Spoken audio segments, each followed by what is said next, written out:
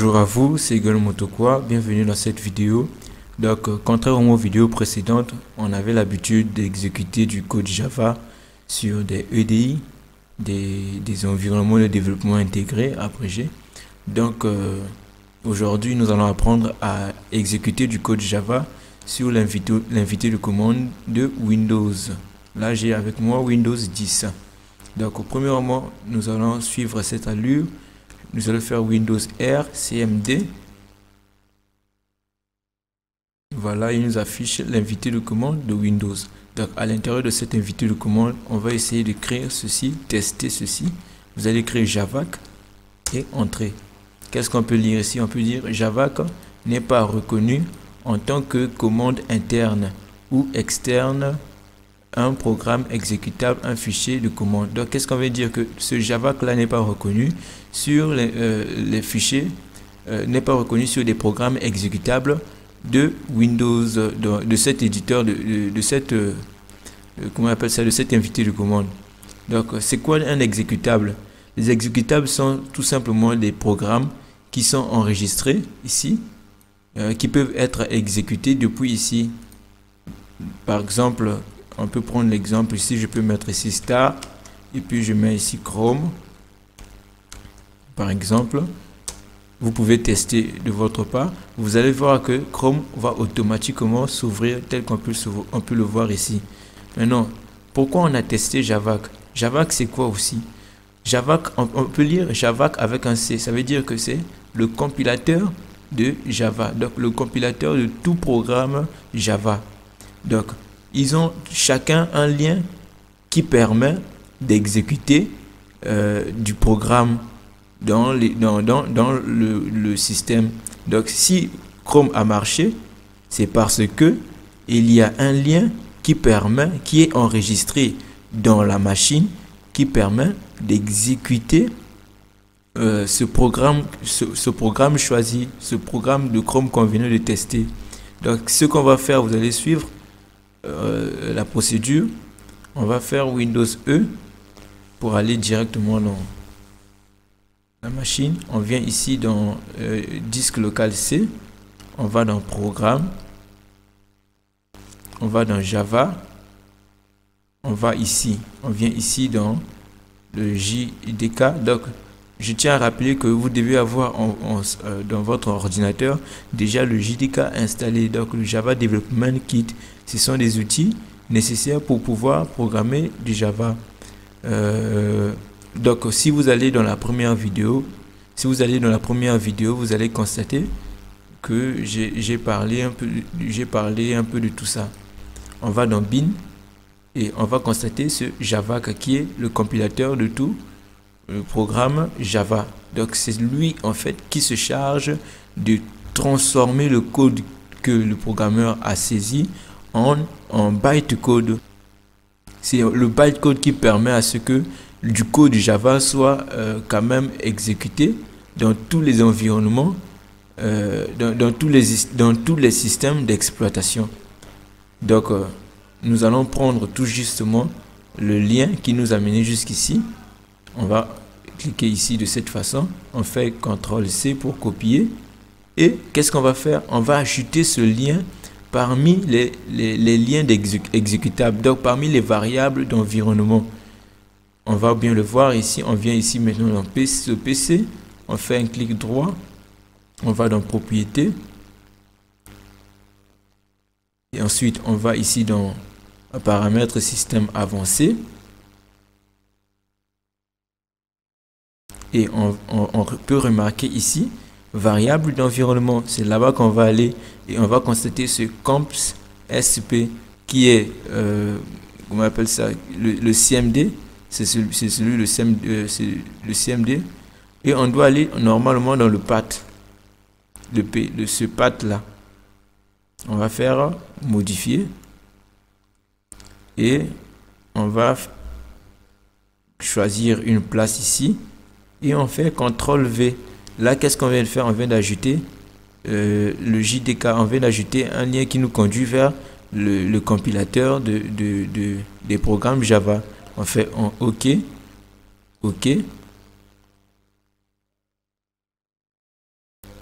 et OK. Maintenant, on peut revenir Windows D. Je fais Windows R, CMD encore. Et on va tester ce compilateur de Java qui s'appelle Javac. Je fais Entrée. Bingo, qu'est-ce qu'on remarque? On remarque tout ça. Donc, ça veut dire que il est maintenant au courant. Donc, ça veut dire que il est enregistré maintenant. Il va plus nous afficher qu'il n'a pas reconnu. Il le reconnaît maintenant. Donc, ça veut dire qu'à partir de maintenant, il peut pouvoir compiler, du code Java. Donc, il peut pouvoir transformer un code Java en bytecode. Donc, ce qu'on va faire, c'est ceci. On va aller dans notre bureau. Ici, on fait CTRL, on fait clic droit, nouveau. On vient ici dans document texte. C'est ici que nous allons écrire notre code Java. Donc, pour ne pas perdre assez de temps à essayer d'écrire Windows et tout ça, à essayer d'écrire un port Java, public, statique, tout ça, on va tout justement copier ce code. Donc, pour faire comme si on a écrit ce code, je fais un CTRL-C. Je rentre dans le document texte et je vais le coller ici. Donc là, on a du code Java saisi par le programmeur. Donc, ce qu'on va ajouter ici, c'est ce système out, S en majuscule. Là, il n'y a plus des abrégiements où on doit abréger out et puis faire CTRL espace parce que on n'est plus dans le lieu qui nous permet de faire ces mouvements là. Donc on va écrire tout à la main. Print ln, je ouvre les parenthèses, je mets un griffe ici. Je peux donner par exemple, je peux dire par exemple donnez-moi un nom, donnez-moi un nom. On va essayer de réaliser un programme. Deux points, je ferme et puis ici vous voyez string.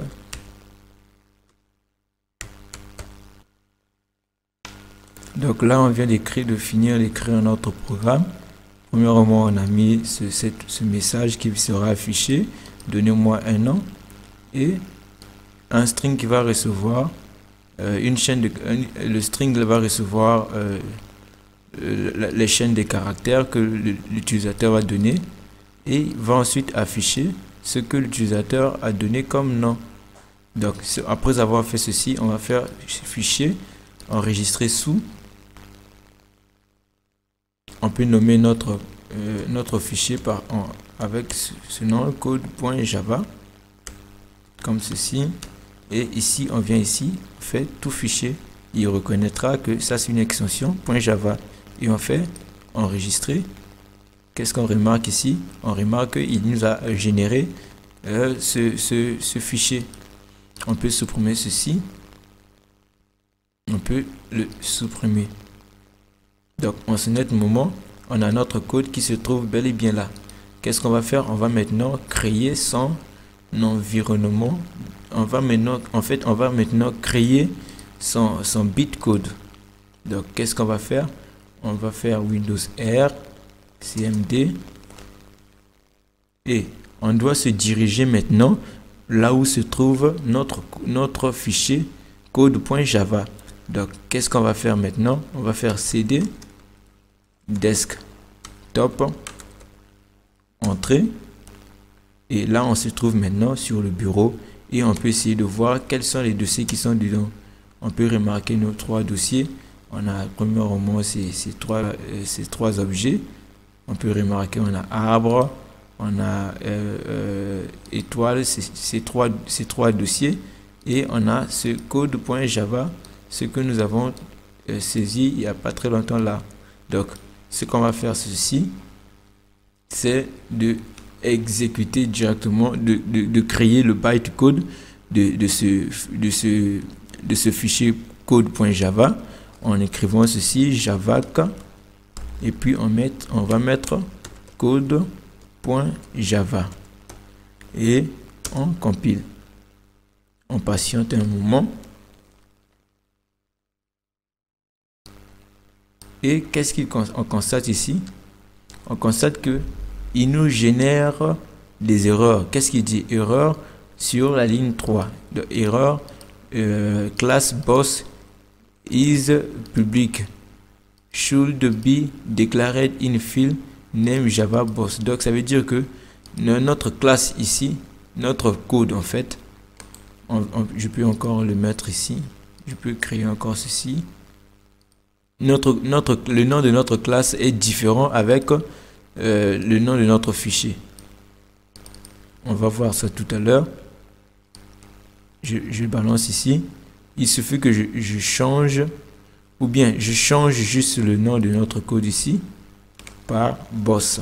Vu que notre fichier, notre classe à l'intérieur s'appelle boss. Comme ceci. Donc là maintenant nous avons boss.java.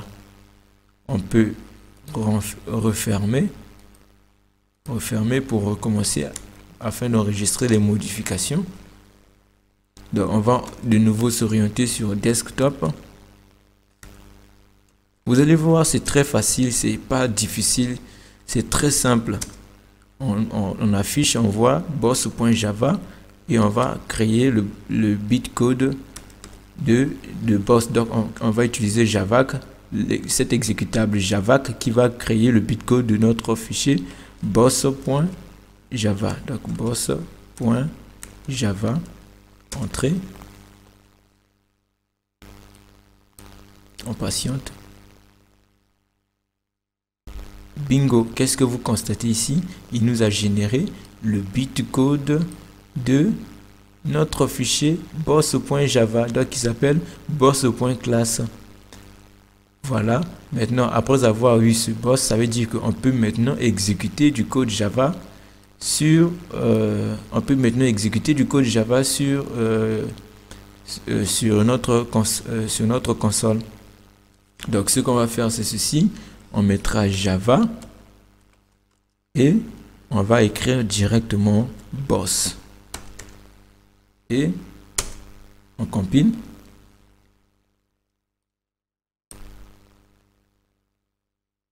Qu'est-ce que vous remarquez? Notre code Java a été exécuté. Notre code boss.java a été exécuté. Là, on nous demande, il exécute tout simplement le code qui est à l'intérieur. Donnez-moi un nom. Donc, ce nom, nous allons donner un nom. On peut dire par exemple Motokwa, comme ça. Et je peux dire égal. Motokwa égal. C'est une chaîne de caractères. Je fais entrer. Il dit à présent, je m'appelle Motokwa égal. Donc notre code a été exécuté. Donc c'était ça le but de notre vidéo.